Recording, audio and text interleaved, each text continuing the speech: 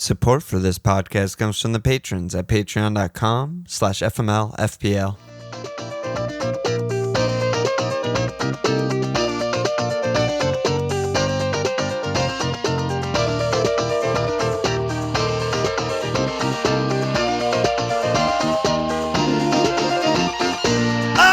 Okay! Welcome to FMLFPL Milan. It's Walsh. What's up, bud? Been better. How about you? Very rare Sunday night before the game week is over pod for FMLFPL here. Yeah, schedule's got the best of us. We have some obligations early week coming up. So we're just doing it now before the Liverpool game, unfortunately, but it's better than doing it Wednesday or Tuesday or whatever. So Yeah, exactly. that's what's up. Yeah, so basically what it is you're just prioritizing your girlfriend over the millions that listen to this podcast. Sorry. Yeah, there you go. So if you're pissed about it, just DM Milan. Yeah, DM us at fmlfpltwitter.com. Fuck your girlfriend's gonna get protest at Old Trafford. I wanted to hear with your signs take on that are Bravo. Yeah. Want to hear us talk about the protest? I'm like, nah, I don't give a fuck what they're up to. How you doing, buddy? I'm good. Not weird. Weird's the wrong word. Absolutely fucking crazy weekend of football. Template crushing, I think. Really is crazy. The way it went. Yeah. Yeah, I mean, it's a very low scoring week. We're both on mocap, so there's a lot to go. We were just saying right before we started recording, Walsh is on a 9 million game week rank. I'm on an 8 million game week rank, but we both have triple Liverpool, both have mocap, so just down a couple mil, whatever. Pretty good. It's pretty NBD. Good. Yeah, but you still want points in the hand, not in the bush. And we are very much looking at the bush right now with our Liverpool players. Yeah, I'll start with me here. Yeah, go ahead. So I'm on 27. Yeah, I'm down a fucking ton. Not that much. I mean, I'm down 700K. It's not 2 mil. Not 2 mil, but early seseason is fucking Mills, crazy. Or what is even a mil? Yeah, what's a mil? A milli. But I see a little bit of hope in the numbers. You don't even have Rodrigo. What are you talking about? The elite managers are on 31.9 average right now. We're right there. What it must be like to be elite. Have 32 points. 32 right now would be flying. Overall, it's on 36.5. But their cap was split between Mo, Jesus, Holland. It just doesn't seem like anyone who's having the 30 to 40 point range, which is flying this game week, is on mocap. Yeah, you would have to have Perisic and clean from your Rammers, Perisic. If you have that and mocap, then you're truly flying. Everyone else is just terrified of tomorrow. Yeah, but you also have been carrying, Perisic not getting too much the first week, all that kind of stuff. So Right. But no, mocap. But this is how many times over the last couple of years have we been looking at something like this where it's like, okay, we have the cap coming up. 2-3 points. It's like, oh, great. Yeah. When we're like, okay, everyone who got 4 or 6 from Jesus or Holland, if Mo gets a double thing with the BAPs, you're absolutely hauling ass on the field. And it usually doesn't happen. So I'm not hopeful. That's the thing. I'm just really not hopeful. Is this the type of mental block where we just remember the bad and we just don't even, because everything's always bad though.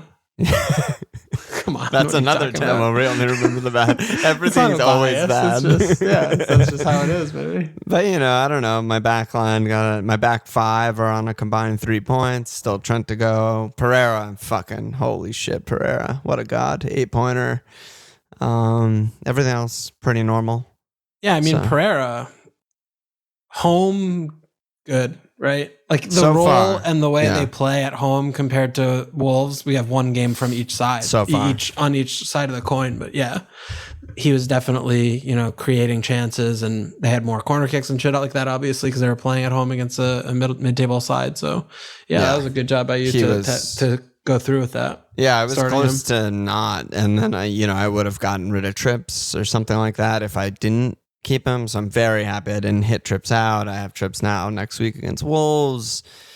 Pereira was fucking amazing. I watched that game live. He was genuinely amazing. Like, Yeah. I'm not surprised he's on max bones, even though he just got 1 assist. Yeah. And I'm going to get him subbed on for Cancelo, so that'll be good for me. That's a classic thun shot right there. Thun shot ref. But, you know, the thing that I was noticing just looking at teams and like our Discord and stuff was just the Arsenal clean is really the killer right now. Yeah. Well, especially like these are the game weeks when it's, you know, do you have 20 points, you have 30 points, you have 25 points. I mean, getting those kind of fringe clean away from everyone has, you know, Jesus, Haaland, Martinelli, more or less, right? Yeah. That's everyone's points.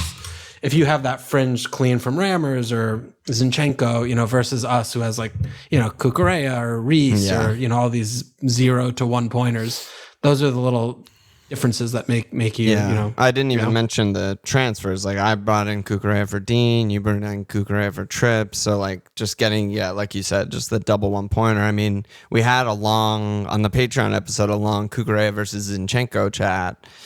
I couldn't have gotten there. You had a tough call to make. I still think they're both really good picks, but the thing that I'm personally scared of is, you know, now Arsenal cleans are like very template. It's become that now. You know, Rammers was like decent ownership in preseason. He's 31% owned in the elite teams. They just started with him game week 1. Totally reasonable pick. But now Zinchenko is like climbing and sort of becoming template. Yeah. And I'm sitting here with, you know, Trent, Reese, Cucurella, Cancelo, Trips, and I'm like, well, how am I ever going to get an Arsenal clean? Like, I don't know what the strategy is there. You know what I mean? Yeah. I mean, looking at the overall ownership, like it's about 60% if you total up all the Arsenal defenders together. It's a lot. You know what I mean? Yeah, it's a lot. So, you know, if you're looking at the field as the Arsenal clean sheet, that highly represented, and you don't have one, then when they keep one, you're in really bad shape. You just have to catch those points up. You know, it is what it is though. You know, there are a lot of good picks and, you know, some weeks they'll keep the clean and some weeks they won't keep the clean. I mean, this is kind of what we talked about. The Bournemouth game was like a non-event. But, didn't really happen.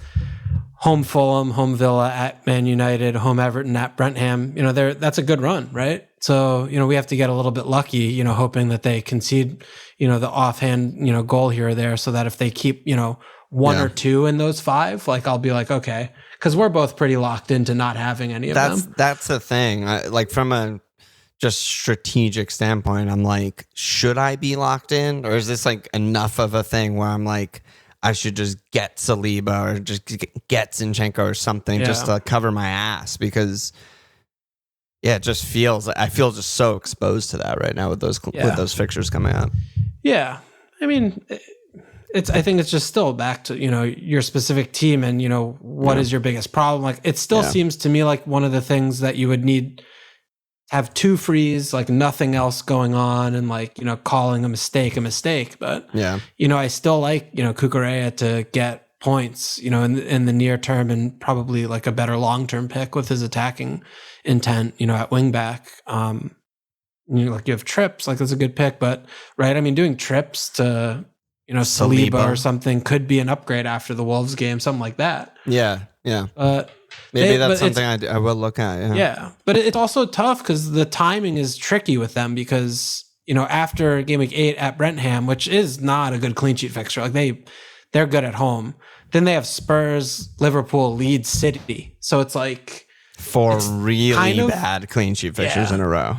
So it was kind of like last week and this week at the latest, or you just fucking ship it, you know? Yeah, I wonder even if home Fulham is even a good clean sheet fixture at this point. You know, like I was really bad at the Wolves game though. I was they were. But they still got a pen, right? It's like I was so out on Marco Silva, but you know, there's one thing that's indisputable is that like they score goals and they create stuff, you know, and they just send everyone forward and are just crazy. Yeah. So, you know, Mitchell looks good. Pereira looks good. You know, so I'm wondering if that's even a good clean sheet fixture. But yeah, it is. I mean, that's around probably wild card time, right? It's like you would wild international card break. triple Arsenal out, maybe like after the international break or something like that. Yeah, I mean, it's still, looking at Martinelli and Jesus, I mean, that's getting ahead of ourselves there a little bit. But I think in terms of the defense, like, if you have Saliba or Zinchenko or something and you're looking around, you're like, okay, I could maybe do better than that, for this little window. Rammers, though, I mean, also is, I don't know, he's just... I'm so unconvinced by him, like watching them play. He's like has that kind of just insane, like Pickford crazy quality in him where it's just like, is he going to do something fucking insane? I mean, I'm laughing with my double Chelsea clean when Mendy just basically gets tackled on the goal line. And then, like, Rammers was very close to making like very similar type of mistakes, even against Bournemouth, and I'm just like, that going either way is just like, oh my God, come on, it just happens, I guess. It's just FPL, baby. But it's just so, I mean, and we've seen Allison do that. We've seen Ederson do that. It's still just surprising to me that when they're being closed down that tightly, like the goalkeeper, that's just like, just fucking throw in, like, just get rid of it. Like that they still try to Cruyff turn or like these like to keep the ball and look cool to like make a pass to the center back. It's like, just that's fucking the thing, clear though, right? It's like, if only guys like Pickford and Rammers and Mendy did it, I'd be like, I don't know, just do that. All of them. But the fact that like the two unanimous best managers in the world and are like, no, this is how we play. We're gonna go for this every time, and aren't like going mental on their keeper when it happens. It's like, well, they just know more than us, and I guess it's a net positive. Yeah, I mean, I think in general it is, right? But I think when you have the guy coming down on you that hard, where you have to like actually try and Teckers away from him to like make the side pass, that's like, oh shit, like I might fuck this up, like I'm gonna clear it. Yeah, I don't know. I mean, it happens so fast. It's very old school it, and versus new school type of weird thing. I'm sure like the old English guys watching are just like, fucking put it in Rosette. You fucking clear it. All right, no league updates. Where Man United Liverpool's gonna decide a lot of league scenarios. I mean, we also have 2 more game weeks for the Mug League. Because we have the midweeks after next week. Yeah, pile up. Oh my God, I know, it seems. First pile up of the season. Also, just a disclaimer, because I know people ask this periodically, but if you're a new Patreon, you join up, you can get in the Mug League in the middle of the month. If you join like the last week and you're like going to come in at first place, like that doesn't count. But it doesn't count regardless if you join in the middle of the month. You're not eligible for the August Mug, but it's month to month. I thought you were. I don't think so, no. Why not? Are you? People are like middle of the pack. There's 2 weeks. It's like a lottery ticket. I mean, I guess so, but where do you draw the line, right? Like, I think someone it's like comes the in last and week they're if they come in top 10. Yeah, I think that's like not cool. But if they come in now and they're top 10, that's fine. Oh my God. Has that happened before? Would we even know? I don't know. Yeah, I think it's just better to be like, you're not eligible for the mug if you join after the month starts. But, then you'll be eligible for the rest of the season. So it's like, I think that's just fair. More fair. How are we such a paradox where it's like, you want to give ties for mugs for everyone. Oh, yeah. And I'm join, like, you're fucking eligible, whatever. I don't give a shit. Oh, you're second place, not first place? Yeah, get in. No scam there. Oh my goodness.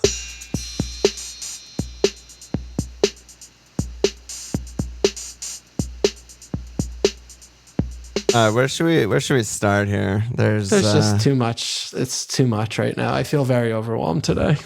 People are really, really upset about the Leicester keepers.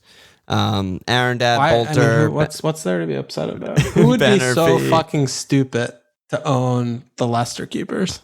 Yeah. Aaron Dad Bolter, Ben Murphy, Brad said, at what point is it just being stubborn to not move off the 8-0 keepers, especially when I have 2.5 in the bank? So he's richer than you. Wow. I'm not even currently gaining any advantage having the cheap guys, and I have an open city spot, so it's just dumb to not get Ederson, fix the problem. Catfink said, is Bob Cinch is an easy transfer in this week if you have the funds and the 8 million keepers? I mean, we have Can I share a coping mechanism that I came up with? Game week 1? Yeah. And I've been doing this for a while. When you have your keeper gets no points, the best thing to do is to find some high-priced keeper that game week who gets the exact same amount of points as your keeper. And you say, oh yeah, well, what if I spent, I could have had Ederson this week. That would have been great, right, guys? Like 5-5 for this 1 point. Like I got that last week. It's like Mendy. It's like, oh yeah, Mendy, great, or Rammers, great pick, Rammers. Yeah, same 1 point as Ward. Like game week 1, it's fucking Allison. Yeah, what if I started with Allison 1 point? Like you'd be, I think they're on the same amount of points. Yeah, they're both all on the same, and you would be wasting transfers. Not bad. But I don't think it's a waste. I don't think it's a waste. At this point, what do you I have say to about drastically. I mean, we were both on the same page, I think, on Leicester going into the season, right? Like, yeah, the vibes are bad, but the players are good. The 11's good. They still haven't, they're getting Ndidi back. They're getting Fofana back. They're getting Evans back. The fullbacks are back. Schmeich's whatever, and then Schmeich's leaves. Fofana's not even in the fucking squad. Danny Ward's the most underperforming keeper in the league. They're conceding they have the most big chances conceded in the league. It's just XG conceded against them just out of control. They're a fucking nightmare. They're an actual nightmare. And I think a big part of going with the 8 millions in game week 1, which I was also in favor of, even though I didn't do it, was that we think Leicester are a mid-table team. Getting that price for a mid-table team is fucking breaking the game. Now adjusting to their bottom 3 defense in the league, it's just bad. I think almost any starting keeper in the league pretty much will just outscore these guys. So they're off Brentham, Arsenal, Southampton, and those are their numbers. It's just not okay. Yeah, I think it's an easy transfer out. If only you were a dragon sitting on 2 million. I think it's just gotta go, dude. It's just yeah. Do you think it's time to just capitulate to the thing? I think it's just donezo. They just played those fixtures. Now they have Chelsea, Man United. So they have Man United's good. Then at Brighton, home Villa, at Spurs. I mean, max 1 clean there, but probably 0. And they're probably also going to lose all those games except maybe Man United. It's a problem. All right. So what do you? Is this time for me to click the buttons? I think so. I mean, okay, so who am I getting? The good thing is any keeper in the league is better. So all the answers are right. Yeah, all the answers are correct. I mean, it depends what price range you want to shop in. I do still think Ederson is great. I don't have money for that anymore. Then I did Rodrigo. So you probably just get Rammers. What about Pope? Great pick. I mean, he was a fucking god today. Because he actually makes saves and they have a better run, I think. No. Past the next few. It extends deeper. Yeah, but we're going to wild card. Do we know that we're wild carding in game week 8? I mean, no, but we have a free wild card to use. Yeah. And problems just happen. So I think Rammers is a very easy one. I still think even the cheap guys are still good. I still think Raya, Meslier, Hendo, they're Raya's I don't know. They don't look good to me defensively. But do you think this is worth a hit, or I just do next week? Yeah, probably. My team's in good shape. You think it's just worth a hit? How can I really not? I mean, that -4 I think will get repaid very soon. Yeah. Hope. By most keepers. At Wolves, at Liverpool, home Palace, at Western, home Bournemouth. That's Pope. Yeah. Yeah. Rammers, home Fulham, home Villa, at Man United, home Everton, at Brentham. Yeah. It's just much better. Rammers? Villa, Everton are just bankers for Arsenal, I feel at this point. Yeah. And then the others are pretty good. Okay. So you think Rammers is the one to get? I think he's a great pick, and it's a great time to bring him in. Going for it. Click. I mean, Bob the Monster's right there too. It's done. You just did it now? I just did it. Take a hit. First hit of the season. Hit. Live hit. We're back. FML feels back, baby. All right, so that's the keepers. Yeah, fuck them all off to hell. They're a fucking nightmare. They're a fucking nightmare. Yeah. I mean, realistically, the issue with Leicester is they're so bad. It's really it's unfathomable how bad they look. With or without Fofana, it doesn't matter. Like the minute they're put under pressure, doesn't matter how many center backs are playing. Yeah. Yep. That's just like they have 3 center backs and there's so much space still. It's astonishing. Set pieces, everyone switches off. Yep. It's batshit fucking insane. They kind of do nothing until they concede, until they score. Both games, right? Exact same game script against Brenham and Southampton. It's like all of a sudden it's like, you're fucked. Like, forget it. Like, you're just going to get absolutely fucked. And it's crazy. Like, it is really unreasonable to imagine them keeping a clean sheet in any of the next, like, 5, right? Chelsea, Man United, Brenham, or Brighton, Villa, Spurs. Like, they shouldn't give them at all. No, I mean, I totally agree. And like I said, Ward's also been, in 3 games, the most underperforming keeper in the league already. He's like doing that badly on shots against him. Yeah. So it's like, if this was fucking Hendo, then, he'd have a lot more saves and he'd have some save points and maybe they'd have a lucky clean or something. But it's like both of the things combined, it's just like such a fucking disaster. Yeah. Yeah. All right. Well, that was it. 3 game weeks. Use a hit, keeper. I'm back to easy. normal. Yeah, you're back to my roots. Fucking. Yeah. Arsenal's not going to keep any cleans. I'm going to wild card into some other keeper who's going to fucking suck ass until the World Cup. We got a new keeper after the World Cup who's going to fucking suck ass until I wild card. That's what's going to happen. That's People happening. love a dark pot. It's not going to happen. I mean, it's that's going to happen. No, it's going to be I'm good. Fucked. It's fucking horrible. It's going to be so good. Maybe I'll bench boost this week to counteract my hit I just took. Bench boost in Ward. That's good. Why not? Let's go to another outstanding defensive performance in Chelsea. Oh my God. So some Mount questions. Everyone's raging. Sonnet and Glendenning said Mount McCrap replacements. 123D said Mount out or save the transfer this week. I mean, Leicester's a good game for Chelsea, right? I mean, let's just start there. The attack is like a fucking problem. It's a huge, enormous problem. I really thought that like Leeds would cure whatever they have going on, and it just like didn't at all. They had like barely any chances. I mean, RLC, Gallagher, like it was bad. It was really bad. Yeah, I mean, Chelsea's problems are very like, I think need to be kind of separated and compartmentalized because, I mean, they obviously relate to one another, but the attacking 3 of Mount, Raz, and Kai so far in 3 game weeks just has not functioned or clicked at all. No. Mount drifts all over the place and doesn't influence games at all. It just doesn't appear. And Raz comes deep, and I don't know where Kai goes, but Raz comes deep to link play to the attackers, but he's the one that needs to be receiving the pass. Talked about this in the Everton game, right? Kai needs to be coming in deep and linking play. Kai's a fucking donkey. Or Mount. Like Raz needs to be the runner. And Raz needs to be the runner and the scorer. Yeah, Raz keeps coming deep, doesn't know how to pass forward, doesn't know how to. There's no counterattacking when he's coming deep. It's insane, and that's all that happens over and over and over again. Yeah. The midfield, obviously, right? Today we're talking about it in Discord ad nauseum, right?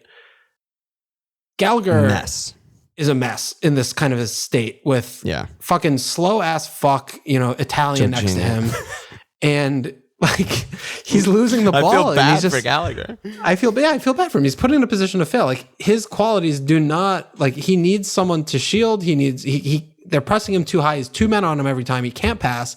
He's just so fucked. He doesn't know how to hold the ball. It's a mess. And Jorginho's and then Gallagher's out of position. He's running. He's like too far forward. They're losing the balls in dangerous positions.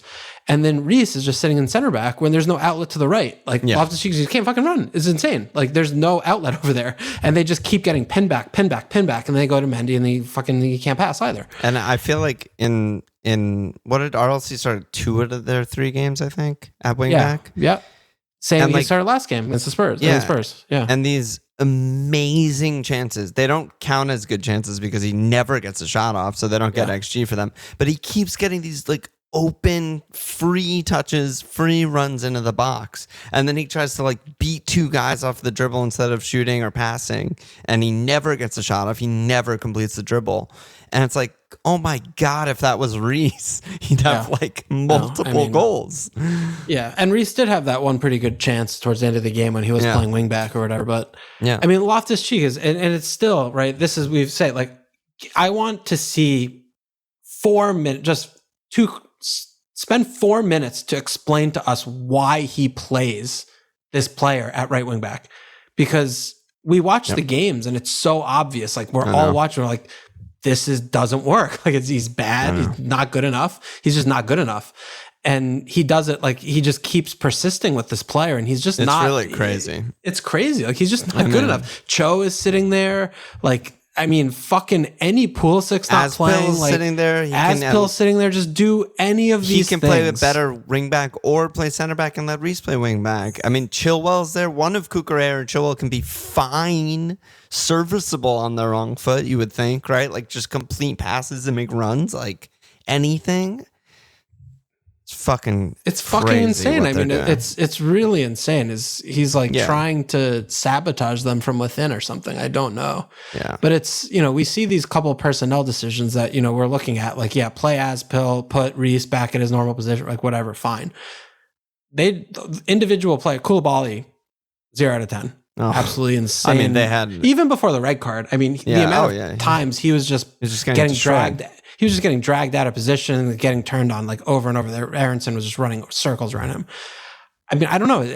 I'm like pretty worried about Chelsea, honestly, just because like this was the kind of game where Leeds, we have the tape on Leeds. Marsh has been there for 10 games or whatever. They do the same shit. They did the exact same shit this game. They did game week 1, game week 2, and they roll in there like they had no idea what was going to happen. And they were just getting pressed. Yeah, it's like they're just getting fucked. There's no triangles. There's no there's so many times that if there's no link between the forwards and the midfield was just. It was like, here, pass it to Gallagher. Try and beat 3 guys. Like that's all they were doing, and it was just. I mean, it was offensive to watch. Yeah, and it's funny because they played at the end of last season and Chelsea fucking destroyed them 3-0. Easy win. And to come there and put that performance together. But yeah, I mean, the questions were addressing all of the points we just brought up. But X50, Ralph, some Charles, Chelsea just going to be bad for the duration of Kova and Conte being out, or was the Leeds game an anomaly? Chaos, is it possible that despite James having so many attacking returns and Cucurella seeming like such good value at 5, having multiple Chelsea defenders is bad?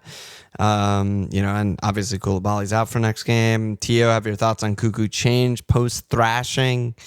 I don't know. I mean, we do know that Cucurella has an issue with the final ball. Like we've seen that time and time again at Brighton last season. He played 3,000 minutes. I mean, his X numbers were way more than 1 goal and 1 assist, which is what he finished with last season. Probably. Right. And he does play some like good looking flat, like low crosses. Those are the ones he does well. Yeah. Those are the ones he does well. Yeah. They don't tend to find a teammate, but they do get flashed into the area. Like, I don't know if it's like his head's down too long or what, but he started off brightly, and the other thing too with this 3-0 is difficult to stomach, with our double defense, because first goal is just on Mendy. Like, you're a fucking idiot. I mean, it's also on Tuchel a little bit because of how poorly they're set up to break the press. But I mean, Mendy does the madness. Second was fucking Reece James just switches off, doesn't mark the near post runner, flick, on a set piece. And then the third goal is after they subbed off all their defenders. They're playing the third goal, like, throw that out of the numbers. Yeah, But I mean, that it's not like they were getting carved up. I mean, Leeds didn't create fucking shit in open play, barring the third goal. But before Chelsea made those subs, actually nothing. They created nothing. So they were defensively, Leeds were on. Let me just interrupt. Leeds were on 0.17 XG before the Aronson and Rodrigo goals. Aronson's shot was like 0.98 XG. I mean, he was in the fucking goal basically when he touched the ball. Like, how that's not 100 XG? I don't know. Who missed that? That's what I want to see. 0.02. Raz will miss that. Raz will miss that. 2% of that, the times that's happened, it's been missed, which is just mind blowing. And the header on the set piece is like basically no XG. Then they get 0.1 for the next 35 minutes or something like that, and then they get another massive chance when, as you said, Chelsea's just going for it and subbed off everyone and red card and everything. Yeah, because Koulibaly was getting turned a lot, but they were still outnumbered when they were counterattacking, when they would win the ball in the middle third, which they did repeatedly and often.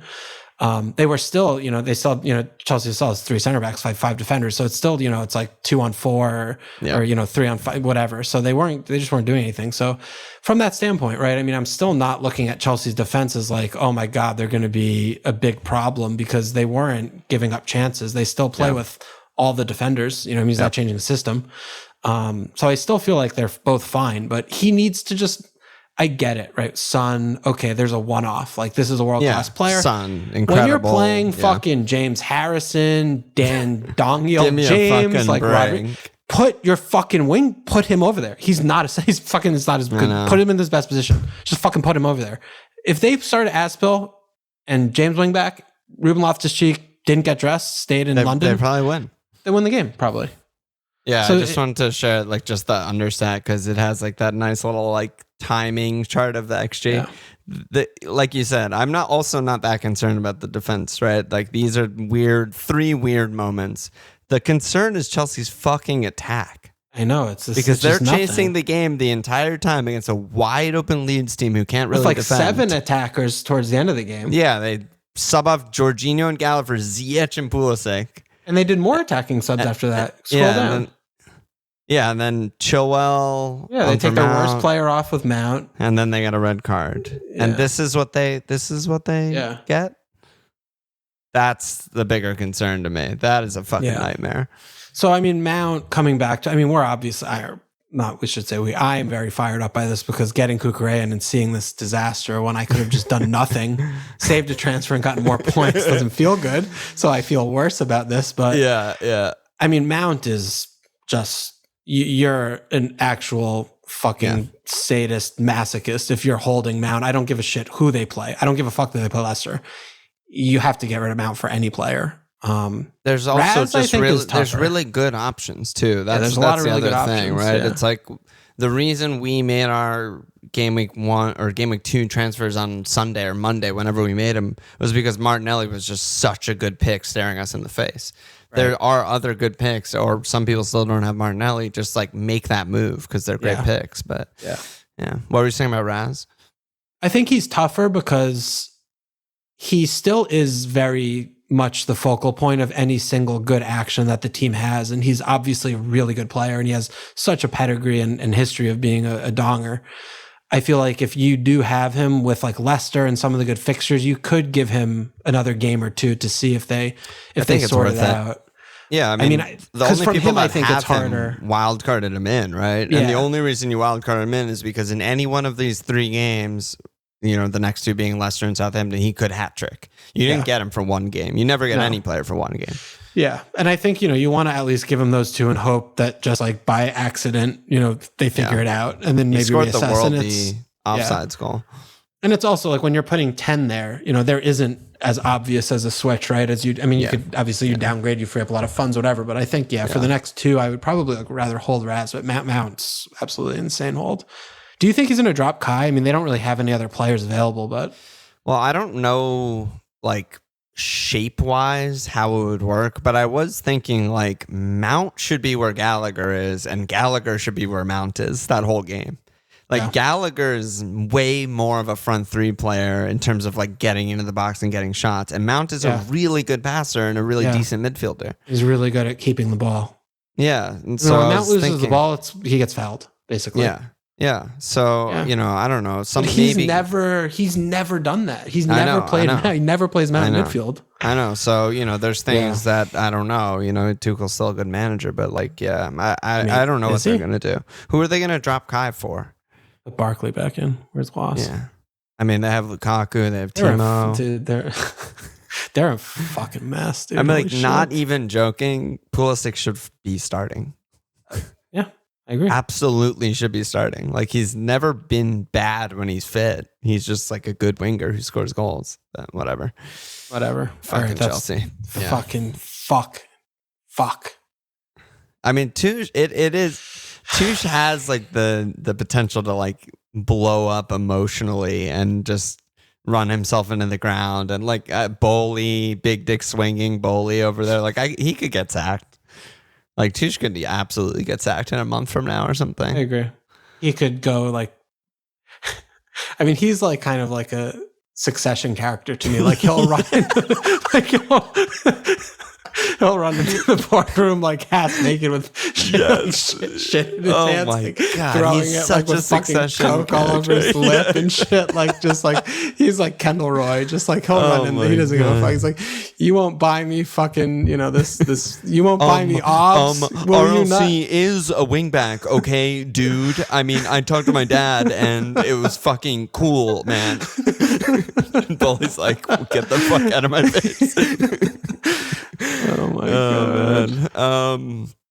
Let's talk some Spurs because Perisic very on our minds. Al said, how soon are we buying Perisic? Bennett said, how do we weigh up Perisic's obvious upsides further forward than Kane or Son against the fact that he seems so rotation prone? How does he stack up against the nailed but less attacking picks in the Trips, Cuckoos, and Jaco, Diaz, James, etc.? And then Halvard said, we need to talk about Perisic, so enticing, but at the same time, we have no idea if it's him or Cess that gets rested for the Champions League matches. We missed his haul. If we missed his haul, do we get on him now or wait until we know what happens when Spurs play 3 games in a week? So you mentioned that at the beginning. It's worth reminding people that, you know, it's a pile up right now. 4, 5, 6 happened. Game weeks 4, 5, 6 happened in 1 week. And then Champions League and Europa League group stages start after game week 6. Yep. Right? Yeah. So it's like crazy period right now. Yeah. So what do you see with Perisic? How did you see that game or his performance or what's, you know, what are you looking at? I mean, I feel like nothing really changed about what we knew he was in preseason, right? Like that's why we had him for weeks in our game week 1 teams until it was like, he's not fit and he's not starting game week 1 leaks. And that's why I had in my notebook, like number 1 priority, get Perisic in game week 3. But you know, the information that we had did change. He fucking played 11 minutes against Chelsea and shouldn't have even gotten the assist that he got. And there was not really much of an indication until the leaks came out on Friday that like he was going to start. It was just like a toss up. Like we have no idea. He might not be fit for another month. Right. Now that he's played and got his haul, obviously it's like if it feels bad and I wish I had him, then he's going to haul. It's not his first haul of the season. He's going to haul many more times, but you know, I don't really think it's a good transfer in. I mean, like I said last week, best case, he plays like 2 out of the next 4. He started, you know, obviously against Wolves, got the haul. Now there's 4 games if you count the Champions League, 4 games in, you know, a little over a week, 4 games in 10 days. I don't fucking know what to do with that, and I don't really want to know. Like, I have enough headaches with my teams, and I think there's enough good picks in the game that it probably won't come out ahead, you know? Yeah. No, I mean, I agree broadly. I mean, the game was unusual. I mean, they were getting absolutely fucked in the first half, and then, you know, Wolves kind of tired, and, you know, they had some post shots and shit like that, and Perisic had... You know, was offsides a few times, which, you know, is bad when you're watching, but it's also good because it's like your fucking defender's offsides. That means he's like making the box. Right. Like he's doing the things. But, you know, the return was, you know, pretty fucking lucky. I mean, it was a flick on a set piece. You know, and he did have that one right before he got subbed. He had that one really like promising action that he like didn't shoot when he should have shot. Yeah. But I mean, it's not like this haul was like, holy shit, Perisic is doing so much good attacking shit. It was just like he was making runs and like in and around, but he didn't like do anything. I mean, he had a fucking flick on a corner kick, you know? I mean, Spurs attack was basically awful. It was basically terrible. The whole they game. got 1.5 XG and that one Perisic to Kane, like free header basically in the fucking goal was like more than half of that, I think. You know? Yeah. And I mean, the fixtures, you know, NFO, Western, Fulham, you know, pretty good. You know, then that goes to, you know, City, Leicester, Arsenal. The biggest issue is just like, when do you actually start him? Like if you have him, right? Like when do you put, like, cause you you just never know when he's going to play. And I think you have to start him every week, which is why I think it's like kind of bad. Cause like half the time he's going to get 1-pointers. The other half of the time he's going to start, and you just hope that they keep it clean, and like they didn't their defense hasn't looked that good. Like they've been kind of they've getting been giving by. up shit. And like they've been giving up shit. Yeah, Wolves isn't a good attack, and they like absolutely could have scored a goal. And so I don't know what to do with them, man. And we'll learn a lot more after these next 4 games, including the Champions League, and we'll be like, oh, okay. In the hard games he's playing Perisic, and the easy games he's playing Cesc, or whatever it is. And then maybe we get to a point where we're like, okay, this run I can get him. He'll probably start like 2 of these. 3 That's what it is, right? It's again, we have 3 game weeks. Like there's 35 game weeks left to go, and you and I will will bet any amount of my mortgage, we will both own him at some point this season. 100 million %. Like waiting to get the information when we don't know how things are going to shake out is not like a bad thing. And we just don't know anything about how he views this whole situation. I think, around game week 10, 12, or maybe even after the World Cup, like those are going to be times where we're like, okay, they have a pretty good run towards the end of the season. Like, okay, now we're going to like throw him in, they're knocked out of this competition. They're not going to he's going to probably start 75% of the games. Like this is when we're going to just put him in and he's going to go, but for the time being, I agree with you. Right now, I think the minutes are just too questionable. Yeah.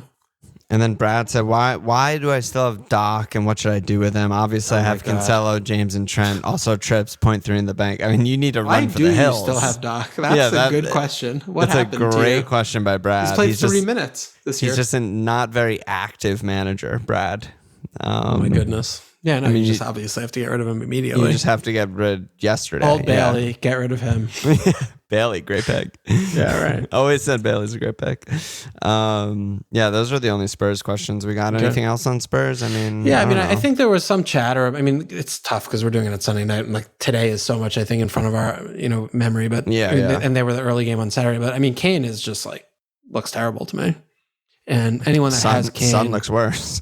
Yeah, I mean, I actually think Son kind of looked better from like the open play standpoint. I mean, he did, he hit the post. He was at least like in the box, like shooting. Not well, but Kane, he fucking scores a non-goal last week. Fucking header off a flag, like it is fucking bullshit this week. He's just like he's playing in midfield. He's still playing in midfield, and like the teams that have Kane, by and large, don't have either Haaland or Jesus. It's just like, what are you doing?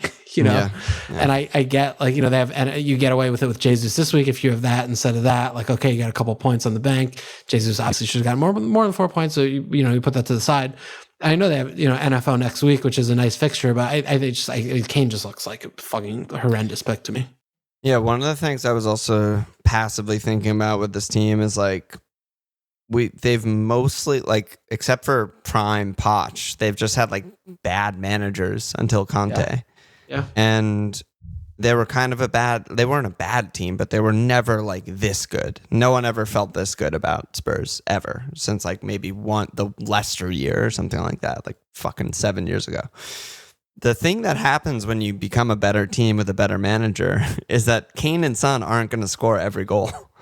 Yeah. Like the better teams don't rely on 1 or 2 players to score 100% of their goals, which this team basically has coasted on for like 7 years. And, Kulu looks just as good as them. Better. He's been fucking amazing. Like when Perisic is in, he's a real option to like score goals. They have other guys now. And I was just thinking that like, going into game week 1, there was like the Kane versus Haaland, like that kind of stuff. And like, yeah, in years past, you're going to see Kane with like 55% goal involvement. Like everything is through him. There's not a goal or assist that he's not involved in some way. But it's just like they're a better team now. They don't need to do that. Like he can sub off Son and they go win the game. Yeah. That's never happened in the last 7 years. That was never an option. There's going to be games where Kane subbed off too. And it's just like, just something to think about with this team. Yeah. How about the Man City game today? It was a very, calm, relaxing game. Yeah, just a normal control, day. Normal game. Normal day. Barclays Premier League. I mean, what the fuck was that shit, dude? I have no idea what happened. No idea. I mean, Rodri played like one of the worst games I've ever seen him play. He looked not like he wasn't fit. Yeah. Yeah. It was like when Fabinho has bad games. Yeah. it was exactly like that. Yeah. It was like he just can't like turn. It's like he like, you know when you sleep wrong and your neck is just kind of fucked up all day? It was like that. It was like what the hell's going on here? Yeah. So, you know, obviously they can see the 3 goals, roar back. Probably could have won the game without Pope, you know, but it is what it is. But yeah, we got some Gundo questions. Bear, Nick, and Al just saying, is Gundo the obvious third City pick now? I mean, have you seen enough? No, not really. I mean, I'm still worried. I mean, if Grealish is actually injured, then yes, you know, then I would be definitely like slamming the button, like, yes, definitely. But I'm still like with Bilv back staying. I mean, Bilv was, you know, probably man of the match. Would you say? Bilv is fucking incredible. He's got to be like one of the most underrated players in the league in our lifetime. Like, yeah, like that I've ever seen. Either free 8, either wing. He just puts in like man of the match performances all regularly. He just like finds pockets like none other, you know, like he just finds the half space and he drops in, he goes far, he can beat dribble, he can do anything. His crossing, his passing so accurate.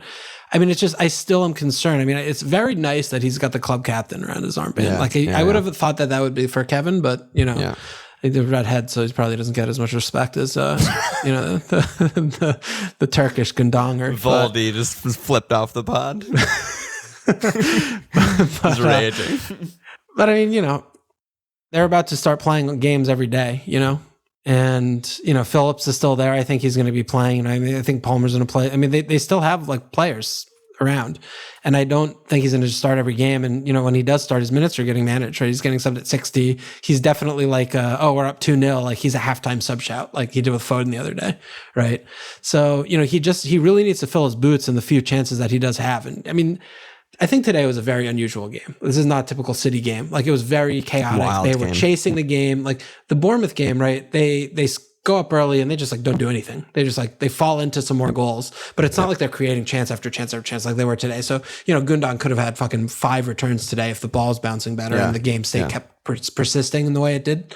But, you know, I think just, you know, medium term is just, I still look, you know, you look at players like, you know, Martinelli or, you know, Rodrigo or players that like don't have the fixture pile up who are, you know, cheaper and you're just going to be playing every minute. Zaha, I think, is like, probably would rather have Wilf than Gundogan at this point. I mean, I would. A lot of it for me is still just I back the defense so much. Throw it today out the window. Pick, right? Yeah, for the third pick. No one's going to keep 38 cleans. It doesn't exist in the world. Throw it today out the window. They're still going to keep 20. They keep 20 every year. Gundo would have to really like be, he needs 20 returns to match that. Like 20 cleans is a fucking million cleans. So I still just think that that's more reliable. They're going to start more often. They're going to get a ton of cleans. And Gundo's not going to score his one big chance every game. He's not going to start every game like you said. And yeah, I mean, I'm with you. They have a fucking friendly, by the way, on Wednesday. It was like an under 23 thing or something? No, they have a scheduled friendly at Barcelona on Wednesday. That's cool. They just want it's going to be Alvarez plus 10. What the hell is that? The one thing about the third pick, though, is with you know, assuming we'll have Cancelo, I mean, the defense is like a fucking mess kind of right now with Ake just got hurt. I mean, Walker, because you're talking about the whole season, and that's not really I'm talking about the whole season, which is not now. Yeah, so like right now, that's true. Until our wild card, right? I mean, you could have, you know, Walker. I mean, Diaz now, maybe if Ake is going to actually be out, Diaz is going to be playing more consistently or whatever. But like Ederson's still just the one that gets the 4 points, like no matter what, right? Yeah. So I mean, it does feel like Ederson's kind of like the best. Oh, thank you. Pick there. Yeah, and then Pep mentioned the rotation. He said, "I'll tell you now that when we have games every 3 days, Erling's not going to play every game. Julian's going to play." Yeah, of course. I mean, what did we think? He was going to play 38 games? I know. So Bolt turned more and said, with Pep talking about Haaland not starting all the games, when they start piling up, is Kane a safer bet for X minutes, X points? Like, what do we do with that information? I think it doesn't make sense to think that, oh yeah, Kane's going to also play all these games. Like, they're not in Europa League, right? Nope. So, I mean, Conte has been known to fuck the Champions League off in his career. Yeah. But, you know, to just sit here and be like, oh no, Haaland's going to miss one of the next like 6 games, but Kane's going to 1,000,000% start all 6 of those. That is ridiculous. even if that's the case, if you say he's going to start all 6 and Haaland's going to miss one game and play 20 off the bench, you're getting 80 more minutes in the next 6 games as a Kane. I'd take Haaland not even remotely close. It's not even close. Not even. I would need remotely like double minutes.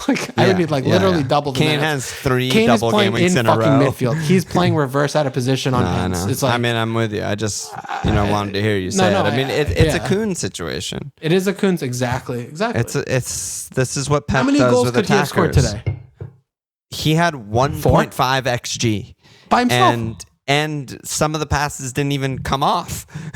So like every time he plays, like if you're gonna tell me that he's gonna, when the games are tight, he's gonna play 90 like today. When the games are walk in the park, he's gonna sub off on 60 or 70 like Bournemouth. And in the games he doesn't start, he's probably still gonna sub on. Sometimes. Dude, that's good enough. He's gonna score a million points. Ridiculous. Like. He's so good. It's insane how good he is. He's everything that we thought he might be. He can do every single thing. He can do every single thing. Yeah. So everything. Basically, don't transfer out Kuhn because anytime Kuhn starts, he can score a hat trick. And it's just apply that same thing. And he can come off the bench against fucking NFO and brace. Because it's fucking NFO. He's so good. It's just like not even an issue for me at all. Yeah. No, not at all. And then a couple defensive questions, like you mentioned. There's all the injuries and shit. Gub said, "What do you think Pep will do about his Walker situation? He was so poor against Newcastle. I'd expect Pep to at least try something else. He was fucking 0 out of 10. Oh my god." Yeah. And then Dan said, "Is Cancelo affected by the new system Pep is building around Haaland, or am I making shit up?" You're making shit up because he was doing things today. But yeah, it just seems like he does it in spurts. I feel like is what we're like not used to. It's like he's not Trent. He's not just like always in the final third. But when he gets into the final third, he's like their best winger. He's just Yeah, and I mean he has been playing a lot more like midfieldy DM positions, right? Yeah, and he did average that for position. Than he did last year, but it comes back to that Western game where he was doing that, still just like yellow card, 2 bonus, clean kind of thing. Yeah. And we watch him at the end of the game and he's just like chance create, shot. Like when that happens, he's just like, he's doing the things. Yeah. In terms of the Walker question, I mean, I think the bigger issue is just that they don't really have anything else. They don't have anyone. Sergio Gomez. Yeah. They got the new kid. I mean, Pep is like the last person on the planet to just throw a brand new left back. I mean, Cancelo didn't play for an entire year. He's like one of the best players in the world. Like this is like some 10 mil kid that came over from fucking Farmers League, So I mean, in terms of what else he can do, he could do Stones at right back. He's done that before. He could do Ake at left back. Go Diaz Stones, put Cancelo over to the right. I mean, he obviously has some options, but I mean, Walker again is like, he does seem to like playing Walker at the beginning of the season, before it starts getting piled up. But I mean, he'll probably miss out on a game or two here and there. But again, today he's just also never that bad. Like, today it's just like a weird thing. Weird game. It was a weird game. I mean, going to St. James, sometimes it's fucking weird up there. It was a late game, right? I mean, I don't know. They just, it was one of those. I think it's overreacting for the one. The game week 1 and 2 is more what I think we both expect City to look like more consistently. Right. And it's not going to be 38 game weeks, right? Like you said, it's just not going to get 38 clean sheets. So, I think you just kind of chill there. But but the Ake injury, we have to see what happens there. Yeah. We got some questions on some mid-price guys. I think your eye is on some of these guys. So it was like mostly like Toney, Wilf, and Rodrigo were the questions. Yeah. Jabron said, "What are your thoughts on Toney? 2 goals, 2 assists on the season, has an incredible run of games." Nana's wondering on wild card, 2 picks between those 3, Wilf, Toney, Rodrigo. Warren said Zaha or Toney. Kendall, is Wilf's form the real deal? Is he the best 8 million mid after Martinelli? I like this new thing. And also Eric B said last week, Alon said the best 8 million mid's Martinelli. Is it actually Rodrigo?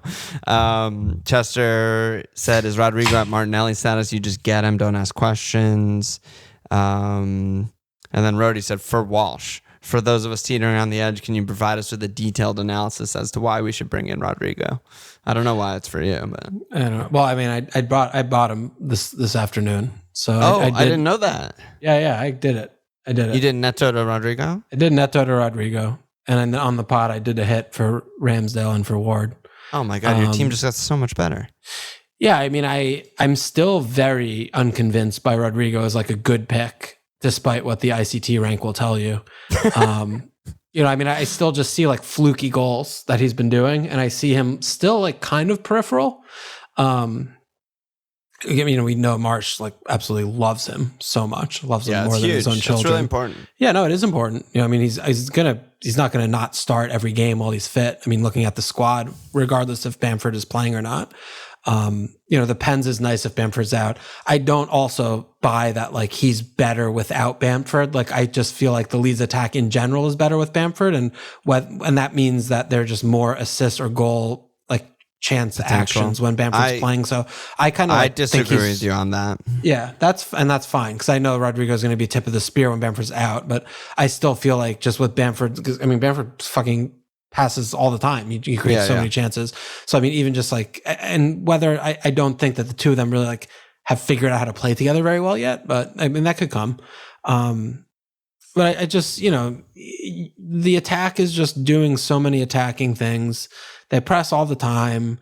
He's just all over the place in the box. He's got, you know, momentum and he's doing all the things. He has fucking 5 returns in 3 games. And I mean, Brighton's not a good fixture, but Everton, Brentford, NFO, Man United, Villa, you know, I'm looking at these things and looking at where the team's playing and just like, they just throw all the players in the other half. And, you know, he's just coming up with goals. And, you know, even though some of the goals are fluky, right?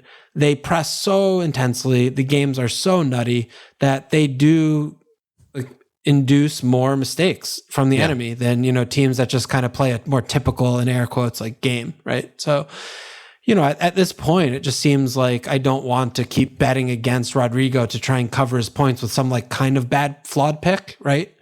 And so I'm just like, yeah, I'll just fucking do it. You know, I'll watch the next few games, you know, hold him. If he gets 1 return in the next 3 or he gets 6, like I'll just reassess when the fixtures get harder. And it just seems like it's an easy, like safe place to go to fix my Neto problem, you know? Yeah, no, I totally agree. So that was my process. I'm very happy you made the call. I mean, his numbers are out of control, you know, not just the goals and the assists. I mean, he's shooting 4.8 times per game. His XG is crazy. His XA is crazy. One of the like smarter things I said in preseason is that, you know, I was talking a lot about how one of these Leeds attackers is just going to be huge value. We were like focused on Aronson.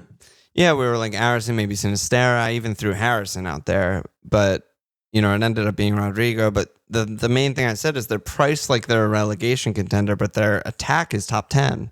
And so far, their attack's been way better than top 10. I mean, they're 3rd in the league in non-penalty XG behind Man City and Arsenal, with not great fixtures either. You know, they played Wolves, Southampton are good, but they just destroyed Chelsea. So yeah, I mean, I think there's a lot of reasons to love the pick. But what about Wilf? What are you thinking? He's another just like a really rock solid pick, I think. I mean, he's someone that's like, from a long-term perspective, you know exactly what you're going to get with him. Like he's going to start every single game. He's going to be playing left wing. He's on pens, even though he's terrible at them. I mean, I think one thing that, you know, you do have for Will from these kind of bad fixture standpoints, right? We played against your team, game week 2.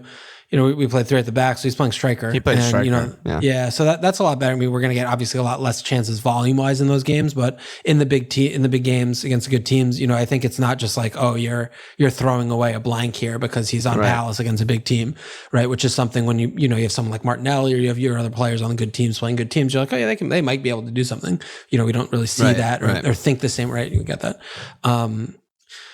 But, you know, I mean, the most exciting thing I think about Wilf more this year than last year, where, you know, he's got 14 goals, as most league goals he's ever scored, but, you know, 150 points is, I mean, Eze looks absolute Rolls Royce player in midfield. So and the reason why I think that's more important, like what last year we had Gallagher, who's like amazing in midfield, but like Eze is amazing because all he does is just create, you know? Yeah. So like the amount of chances and those through balls that he can play, like for Wilf is something that, you know, no one else really has done. And Eze, you know, he didn't play last year like at all.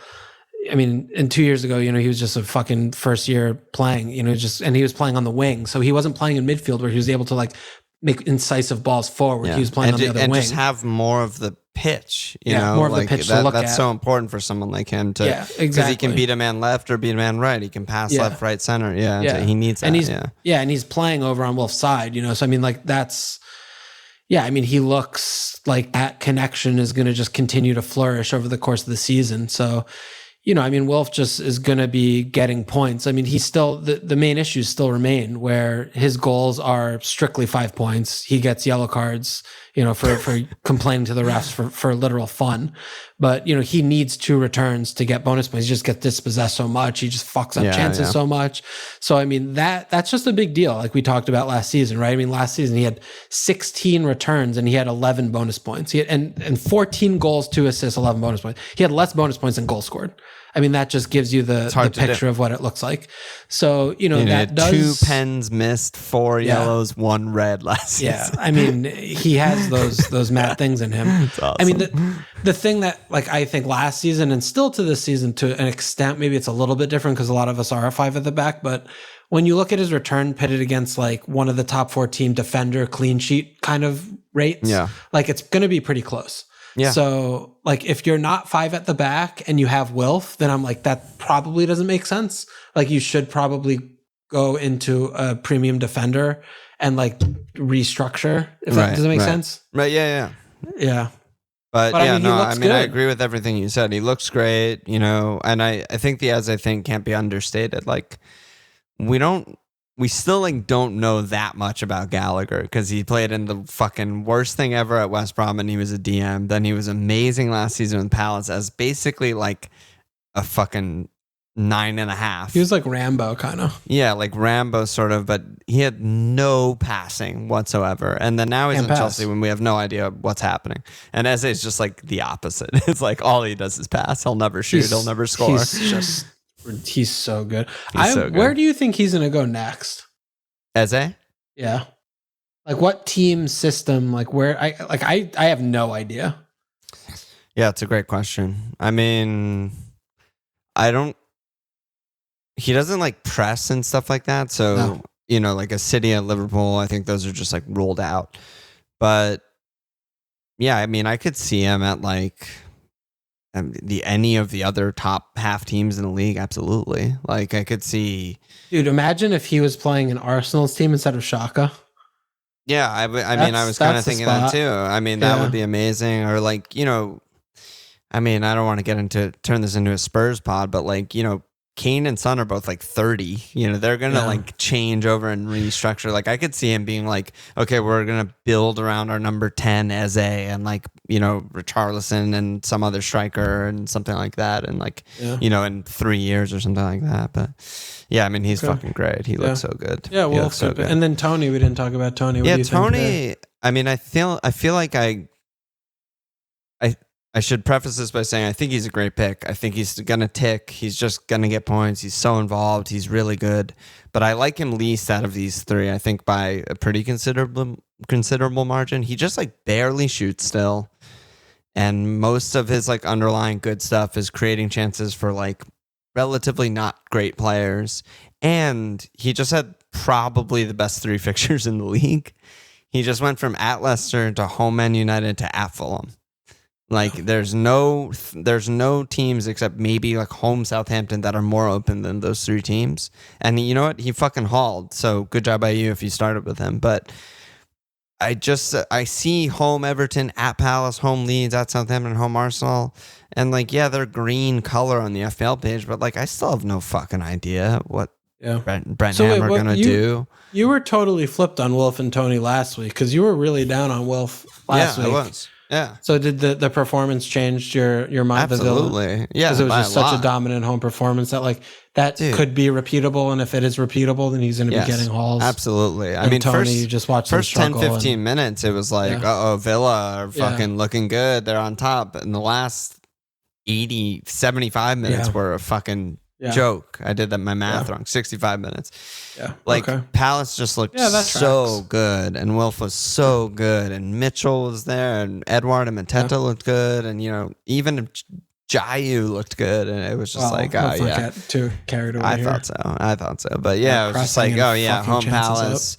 I mean, my concern was like, there's not many goals in the Palace team, and that is still broadly a concern. But seeing them do that, I'm just like, holy shit, He Edward, I'm pretty much done with him. I think he's just not good enough. I think it was a bad buy. He's just done it in farmers leagues. I think he's just not good. I mean, I still think he's pretty good. He's at worst good depth, I think. Yeah, I think just depth. I think we really need to turn the page on starting him though. Mateta's good. Yeah, I mean, that Mitchell ball to Mateta was a fucking donger, and that was great. And the performance definitely turned my head a lot. Okay, all right, cool. But we don't have any questions about Aston Villa because they're like arguably the worst team in the league. But my head also turned that way on the performance. I mean, we need to adjust the fact that Villa are a fucking mess, train wreck, bottom 5 team in the league right now. Like they've conceded 6 goals, 7 big chances, which is tied for third most. They're like mid-table in shots conceded and XG conceded, and they played Bournemouth, Everton, and Palace. And they're about to fucking play Hammers, this game, Arsenal. Western. That's going to be like, if there's ever a game to not watch, that's the one. It's Aston Villa home Western. Holy shit, that game is so bad. But they have West Ham, then they have Arsenal, Man City. Dude, Stevie might not last fucking. I don't really want to talk about them today. Me neither. I'm just. I thought I should bring it up because Palace were so good, but it was also they're a mess. They played a role. No, they're a mess. We'll get there in future pods, but for sure. All right, that's it. Just some other questions to run through really quick. We don't have that many this time. Mishka said, after the games we've seen so far, do we know anything? And will a manager get sacked before the World Cup? Yeah, I wanted to talk about Brighton actuly. Oh yeah. It was kind of an interesting game today. I mean, we saw McAllister take a pen, which I think was very unsuspecting. Grob owners so upset. Yeah, I mean, but Grob still got the really nice assist. He got an assist, yeah. I mean, West Ham are also a fucking mess. I mean, they're not creating anything. It looks like Bowen, like his fucking magic bean, like magic dust is just done. Like he just, the thing that I was like so surprised about today watching them was like, the game felt very West Ham-y, where I was like, I watched this game 25 times last year with West Ham, and they won all of them. It was like Bowen's coming in clean on like a 2-on-2, and it's like, oh yeah, they just score somehow. Or like, it's like these same actions keep happening, and like last year was like, oh yeah, West Ham just like do thing like this. They're just like kind of like not clicking right now. I'm pretty worried about them. And they played the Thursday game this past, right? So they're first in it on Thursday, playing like a strong team, right? And then they go to Brighton, just fucking, it's like a non-game. I mean, West Ham played like 20 good minutes or so. Like Brighton the new guy immediately concedes a pen. I mean, West Ham they look bad, dude. They look so bad. I mean, I was like broadly just thinking about like the new managers. Like there's a lot of like cool attacking new managers in the league, right? Like Marco Silva's really attacking. I mean, Bruno. What? Bruno. Yeah, Bruno. Lodge. Lodge is now an attacking manager. I mean, Eddie. He's basically a new manager, right? Yeah, basically a new manager. Eddie, Thomas Frank, like all these guys. There's not many fucking Big Sam descendants left. Big Sam Woy. There's Moyes. There's Scotty P. And there's sort of Fat Frank. I mean, that's it. Everyone else is like kind of aggressive, like kind of press. Like I kind of want to win games and score. Even fucking High Weasel over there is like, I'm gonna do some stuff. I'm gonna fucking try some stuff. Yeah, no, you're right. It's like the death of the fucking like double decker bus merchants and and maybe they're in trouble. Yeah. The other thing too that is still like the main thing with Moyes that I've never really understood or conceptualized is like, he's so slow to integrate their new signings. And like with Pep or with Klopp, it's like, oh yeah, because it's like a thing. And like they, whatever, and they have really good options. Winning like, every game. Like they have like strict upgrades on the bench, like that he just refuses to do. Like, just absolutely refuses. It's like Cornet is like, yeah, you're never playing. Like Skamaka, 50 mil. Get the fuck out of here. You're never playing. We're going to do the same shit. We're going to put Sub Lanzini on. We're going to play Bowen. Exact We're going to do this same dumb shit. Like, we fucking suck. It's insane. Like, do something different. Like, just, Antonio, you have all this new personnel. Antonio's no on goals, 1.7 shots per game per 90 and 0.14 xG per 90 right now. It's That's ridiculous. your striker. That's your ridiculous. fucking striker right now. It's ridiculous, dude. Yeah, bad job by them. Brighton though, some Brighton start from them. good. Holy shit, man. Yeah. When is the top team going to back up the truck for Potter? That's what I want to know. That's a question. Yeah. Like, hopefully, Man United never listen to this podcast because that's what should be done. But yeah. Mishka said, is the manager going to get sacked before the World Cup? I mean, I think absolutely 100%. Yeah. I mean, what's the World Cup? Like, give me like fucking 16 or something. Yeah. I mean, I think, what are we looking at here? We got Frank, Braj, Frank, Stevie. I think Braj is probably first up there. Because he was like nearly going to get fired at the end of last year. It's funny because they haven't bought anyone. So do they not have money? And if they don't have money, who the fuck is going to manage the team? Yeah, that's a good They're going to get a public defender? We got Shakespeare back. Yeah. Yeah, but I mean, all those guys could get fired. It's got to be one of those three, you'd think. Or, well, Ten Hag might retire or resign. Yeah, Ten Hag might just cry himself to sleep, depending on what happens tomorrow. Yeah. All right. Let's try and wrap it soon, I think, right? Yeah, there's only a few more questions. Okay. And you've already done your move, so that's easy. Graham Berkler said, it feels like there are 30 or more really good picks this year. How do we reason about the variety of choices without fucking our teams up? I don't know. Do you know? I think just slow and steady wins the race. Like, I know it's boring, but like, just make sure you have good picks. And if you don't have good picks, then swap out your bad picks for good picks. And like, there's no rush to get differentials right now. It's still really early. It's still really volatile. Just like, stick with the pack. I don't know. Yeah. Sounds good. Vishal said, should those of us who got rid of the god that is Trips repent for our sins and bring him back ASAP? Dude, Trips is a fucking god.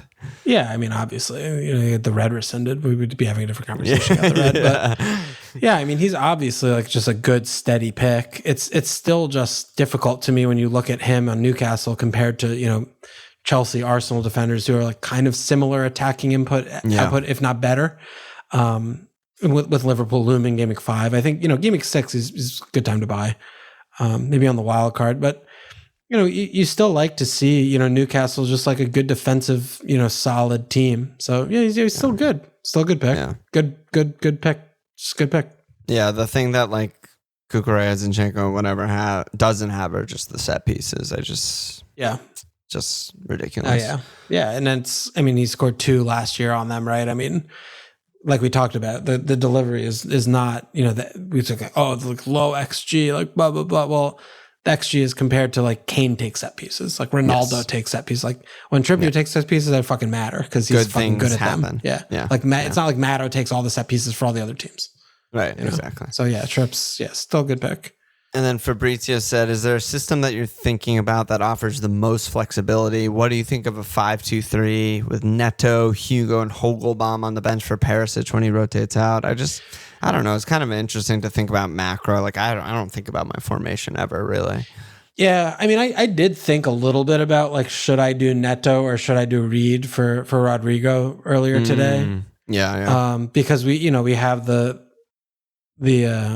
midweek games in Europe starting. Yeah. So I'm thinking, like, am I going to actually go to too deep on the bench? Because I still feel like even Pereira in bad fixtures, like, very good, bench shield. Yeah, he's amazing. Everyone should have Pereira. Yeah. But I have Reed Archer. We both have Reed Archer. Yeah, we have the same bench. I just came up with no. I mean, if I did do that, and I would have essentially just been putting Pereira behind Neto on the bench every week, and like then I wouldn't have been able to just get Rammers, right? I would have had to get like some 4 or 5 like shitter. Yeah.